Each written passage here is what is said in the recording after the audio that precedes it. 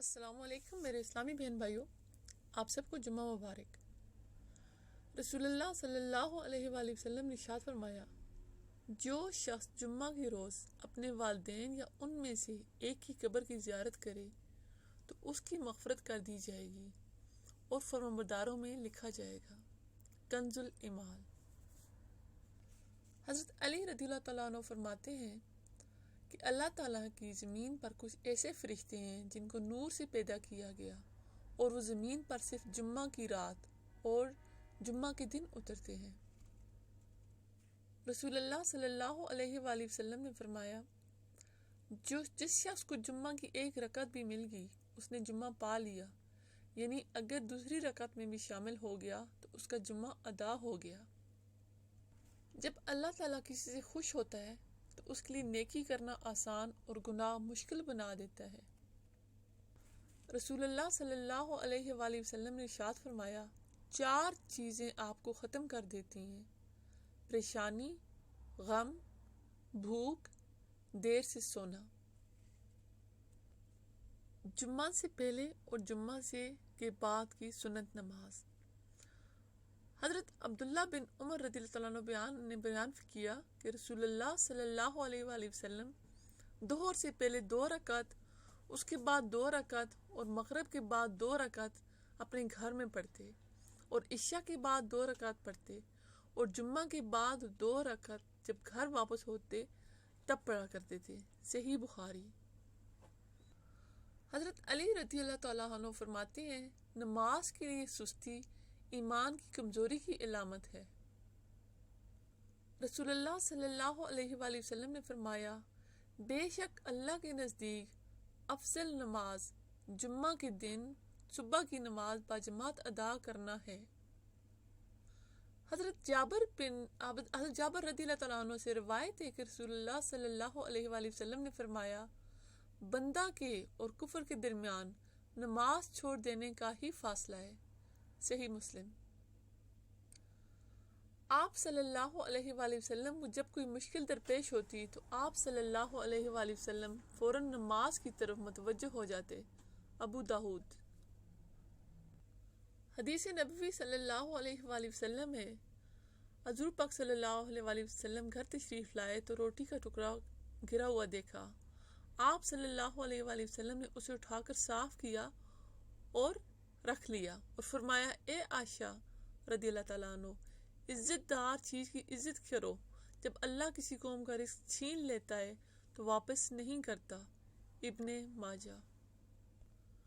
رسول اللہ صلی اللہ علیہ وآلہ وسلم نے فرمایا، جو شخص جمعہ کے دن 200 مرتبہ 200 ٹائم مجھ پر درود شریف پڑھے اس کے 2 ایئرز کے گناہ ذخیرہ معاف کر دیے جائیں گے۔ کنز الایمان۔ حضور نبی کریم صلی اللہ علیہ وآلہ وسلم نے فرمایا، مجھے بچوں کی 5 ہیبٹس بہت پسند ہیں۔ وہ رو کر مانگتے ہیں اور اپنی بات منوا لیتے ہیں۔ وہ مٹی سے کھیلتے ہیں اور غرور و تکبر خاک میں ملا دیتے ہیں۔ جو مل جائے کھا لیتے ہیں، زیادہ جمع یا ذخیرہ کرنے کی ہوس نہیں رکھتے۔ لڑتے ہیں، جھگڑتے ہیں اور پھر صلح کر لیتے ہیں، یعنی دل میں حسد، بغض اور کینہ نہیں رکھتے۔ مٹی کے گھر بناتے ہیں، کھیل کر گرا دیتے ہیں، یعنی وہ بتاتے ہیں کہ دنیا باقی رہنے والی نہیں بلکہ ختم ہو جانے والی ہے۔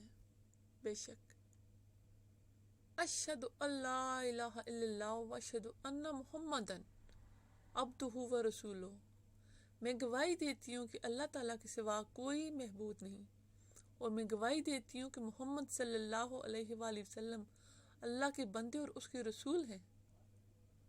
حضرت ابن عباس رضی اللہ تعالیٰ عنہ سے روایت ہے کہ رسول اللہ صلی اللہ علیہ وآلہ وسلم نے ارشاد فرمایا، جو شخص استغفار کو اپنے اوپر لازم کر لے تو اللہ تعالیٰ کے لیے اللہ تعالیٰ اس کے لیے ہر تنگی سے نکلنے کا رستہ بنا دیتے ہیں اور ہر غم و پریشانی سے اسے نجات دیتے ہیں اور اسے ایسی جگہ سے رزق پہنچاتے ہیں جہاں سے اس کا گمان بھی نہیں ہوتا۔